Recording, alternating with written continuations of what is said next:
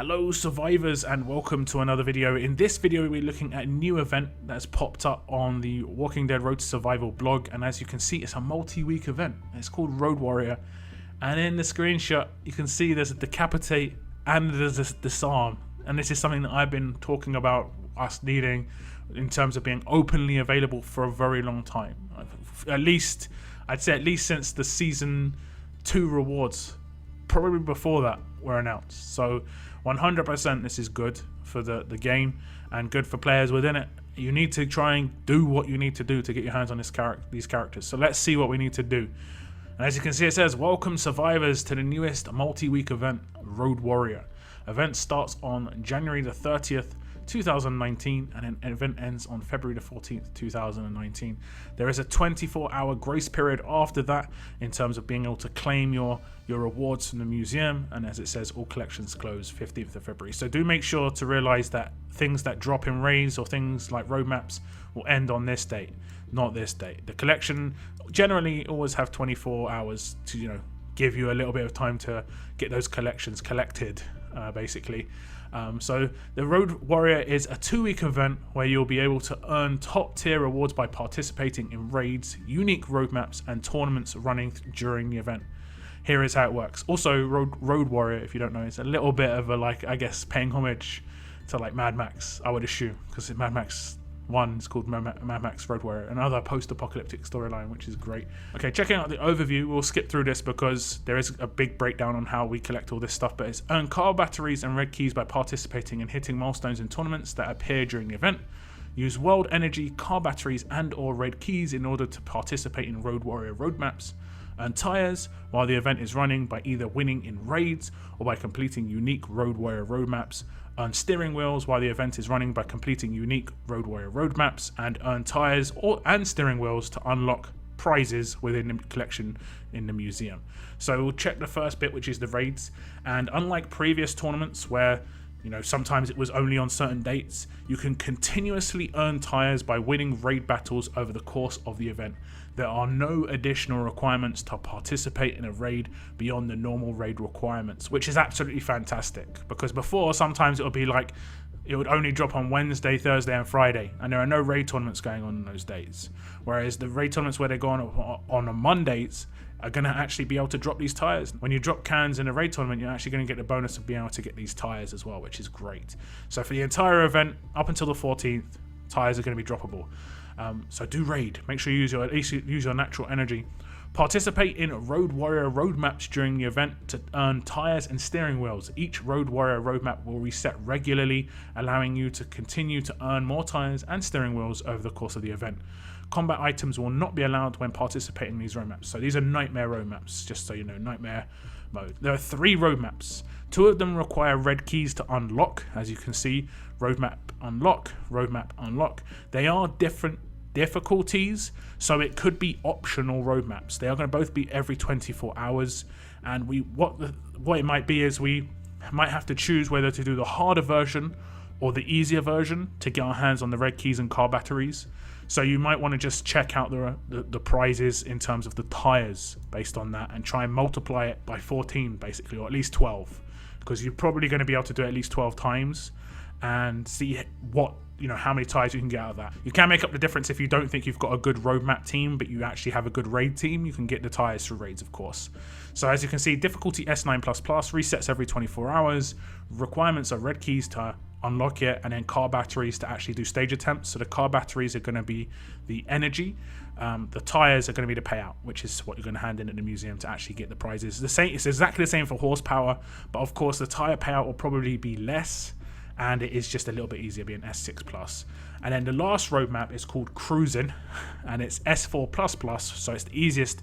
It resets every 8 hours, so it'll be up 3 times a day, and the world energy is what is used for the requirements of stages. The payouts are tires again, but also these steering wheels, and the steering wheels are another item that's required for the event, like rewards, but just in much lower numbers. And it does seem like the steering wheels, this is the only way we can get steering wheels, is via this roadmap.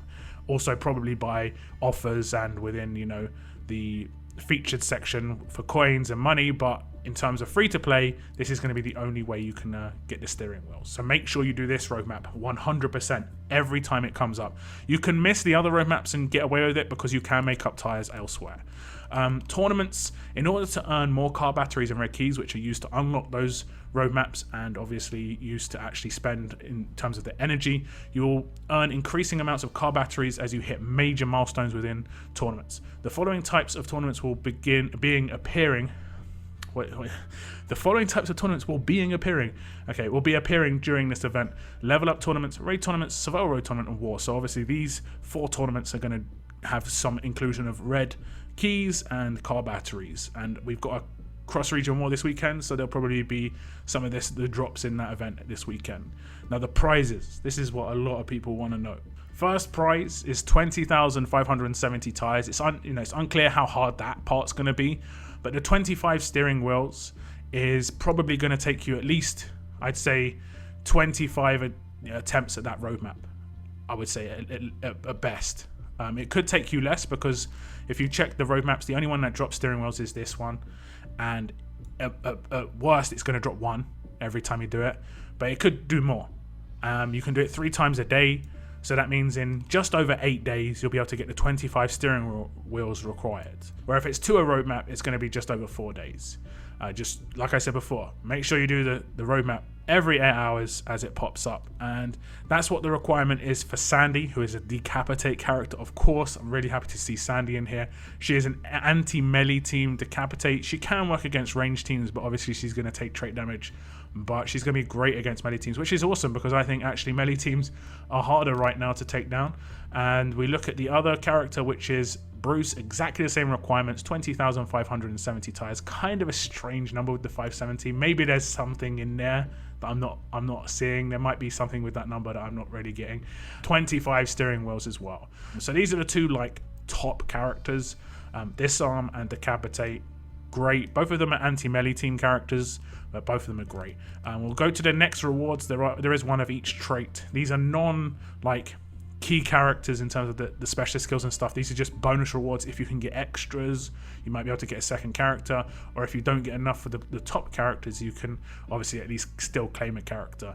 First up is Ascendable Neutralize Beta, who is a pretty decent character, but I think you really want to try and aim for one of those top 2, 100%.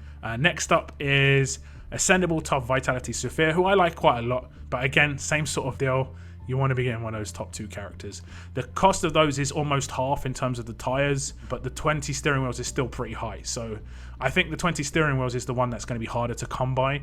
So I think most people will probably get one of the top 2 characters because of that. And what is great about this as well is there is a bonus reward in terms of what to use with your leftovers, and this is what I think needs to happen in every single event. You get 20,000 Ascendance medals and 24 Legendary medals for 1,700 tires and 5 steering wheels. Not that much, just leftovers, something that you can get something out of it. If you're new to the game, you might not be able to get huge amounts of tires and huge amounts of steering wheels, so you might only be able to claim this, but at least you get something. There is an event going on right now, the Platinum Medals, and that is in the level up tournaments, and that's been running for a month. And for a lot of people, that's going to be a month of no rewards, because before we would get an RNG crate where we could get a character, but we'd most likely get 5-star tokens, whereas now we can get a character or we can get nothing, because there's no lower handing in the museum. There's nothing to claim with those Platinum medals, and hopefully there is still time to just add something in. Maybe something similar to this, maybe I don't know, some mod box crates or something like that, where it's like 50-50 crates or 10% gold mod crates or something like that. Just something that where someone who's got 4,000 platinum medals can actually get something. So in terms of who I think's the best character in this, I would say it's probably Sandy. I think Decapitate is much more useful than Disarm. It will speed up your attacks more as well. Disarm is great though. I don't think you can really make a bad choice out of these 2.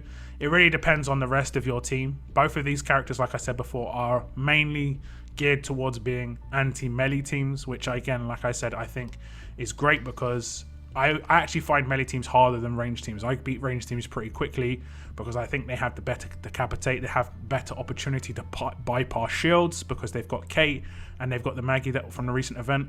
You don't really have someone who can bypass shields very easily within anti-melee teams, and you don't really have, you know, a great decapitate. Alpha's kind of average in terms of her damage output, whereas Sandy's damage output is insane. So that's my input in terms of which character I'm definitely going to go for is Sandy. Do tell me which character you like the look of the most. What do you think about this event? And I'll be playing it, no doubt, on my live stream doing the roadmaps and stuff. So if you have any questions on Thursday, do drop by, and I'm happy to just walk you through anything if you're having some trouble. But that's the end of my video, guys. Thank you very much for tuning in, and as always, keep on surviving, guys. Keep on surviving.